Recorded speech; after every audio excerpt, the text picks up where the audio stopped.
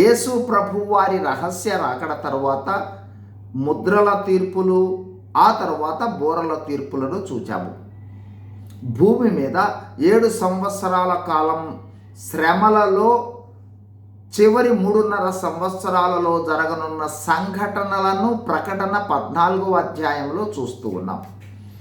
ఈ అధ్యాయంలో సియోను పర్వతము మీద నిలుచున్న గొర్రెపిల్లను, ఆ గొర్రెపిల్లను వెంబడించుచున్న 1,44,000 ముద్రింపబడిన వారిని చూచాం. తరువాత పరలోకము నుండి వచ్చు విస్తార జలముల ధ్వని, గొప్ప ఉరుము ధ్వనిని పోలిన ఒక శబ్దము, ఆ శబ్దము వీణెలు వాయించు వైణికుల నాదము వలె ఉన్నట్లుగా కూడా చూచాం. ఈరోజు ప్రకటన గ్రంథము 14వ అధ్యాయము 3వ వచనాన్ని ధ్యానించుకోబోతూ ఉన్నాం. వారు సింహాసనము ఎదుటను, వారు అంటే ముద్రించబడిన 1,44,000 మంది. సింహాసనము ఎదుట అంటే పరలోకములోని దేవుని సింహాసనము ఎదుట అని అర్థం.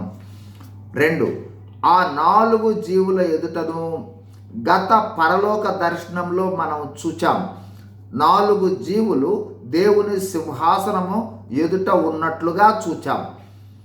ఈ ముద్రించబడిన వారు ఆ 4 జీవుల ఎదుటను, 3 పెద్దల ఎదుటను.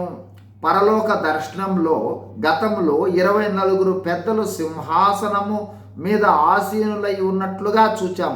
ఆ పెద్దల ఎదుటను. 4 అంటే దేవుని సింహాసనము ఎదుట, 4 జీవుల ఎదుట, పెద్దల ఎదుట ఈ 1,44,000 మంది క్రొత్త కీర్తనను పాడుతూ ఉన్నారు. ఈ దర్శనాన్ని యోహాను భక్తుడు చూస్తూ ఉన్నాడు.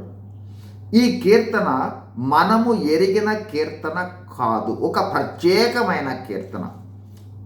5, ఈ కీర్తన భూలోకములో నుండి కొనబడిన ఈ 1,44,000 మంది తప్ప ఎవరునూ ఈ కీర్తన నేర్చుకొనజాలరు. యోహాను భక్తుడు చూచిన మిగిలిన దర్శనాన్ని తర్వాత వీడియోలో చూద్దాం. God bless you. Thank you.